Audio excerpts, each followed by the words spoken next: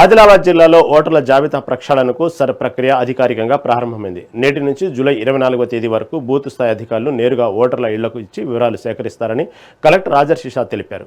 ఈ ప్రచారంలో భాగంగా కలెక్టర్ స్వయంగా తన ఓటు వివరాలు రిప్రెంటెడ్ ఎన్యూమరేషన్ ఫామ్ ద్వారా సరిచూసుకుని అధికారులకు అందజేశారు. ఓట్ల తొలగింపుపై వస్తున్న అపోహలను నమ్మవద్దని, అర్హులైన నిజమైన ఓటర్ల పేర్లను ఎట్టి పరిస్థితుల్లోనూ తొలగించబోమని ఆయన స్పష్టం చేశారు. ఈ ప్రక్రియ ముగిసిన అనంతరం జూలై 31న ముసాయిదా ఓటర్ల జాబితాను ప్రచురించనున్నట్లు కలెక్టర్ వెల్లడించారు. ఆదిలాబాద్ జిల్లా ఓటర్లు అందరికీ కూడా నేను కోరుతున్నాము, ఇది చాలా సింపుల్ టాస్క్.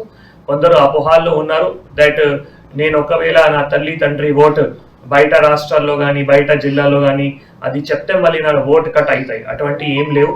నేను సొంత మా ఓటు ఇప్పుడు ఇక్కడ ఉంది కానీ 2000లో నా ఓటు అప్పుడు తెలంగాణలో కానీ ఆదిలాబాద్లో కానీ లేదు.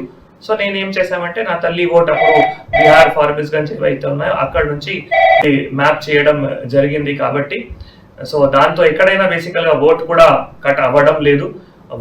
మీ ఓటు ఇప్పుడు ఎన్యూమరేషన్ ఫార్మ్ ఇచ్చిన తర్వాతనే మళ్ళీ ఏవైతే డ్రాఫ్ట్ రోల్ మనం పబ్లిష్ చేస్తాము. సో డ్రాఫ్ట్ రోల్ బేసికల్గా 31 జూలైకి పబ్లిష్ చేస్తాం. కాబట్టి ఆ డ్రాఫ్ట్ రోల్లో ఎన్యూమరేషన్ ఫార్మ్ ఎవరైతే ఇస్తారో, ఇది నింపిన తర్వాత 2002 డేటాబేస్ ప్రకారం నింపి ఎవరైతే ఇస్తారో మళ్ళీ వాళ్ళ ఓటు ఏవైతే ఉన్నాయో మళ్ళీ డ్రాఫ్ట్ రోల్లో కూడా 31 జూలైలో కూడా పబ్లిష్ అవుతాయి. కాబట్టి దయచేసి అందరూ ఓటర్స్ కూడా సోషల్ మీడియాలో చాలా రూమర్స్ అటువంటి స్ప్రెడ్ అవుతున్నాయి.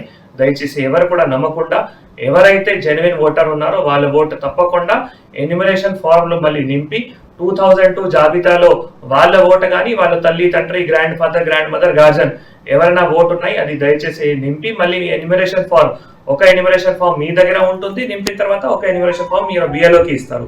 బిఎల్ఓ గారు అది వెరిఫై చేసి మళ్ళీ అప్లోడ్ చేసిన తర్వాత తప్పకుండా మీ ఓటు డ్రాఫ్ట్ రోల్ ఏవైతే 31 జూలైకి పబ్లిష్ అయితే దాంట్లో ఉంటాయి. కాబట్టి దయచేసి ఉన్న అపోహాలు ఏవైతే ఉన్నాయో, ఉన్న సోషల్ మీడియాలో ఏవైతే వైరల్ అవుతున్నాయో మా ఓటు కట్ అయితే అసలు ఎవరైనా నమ్మకూడదు.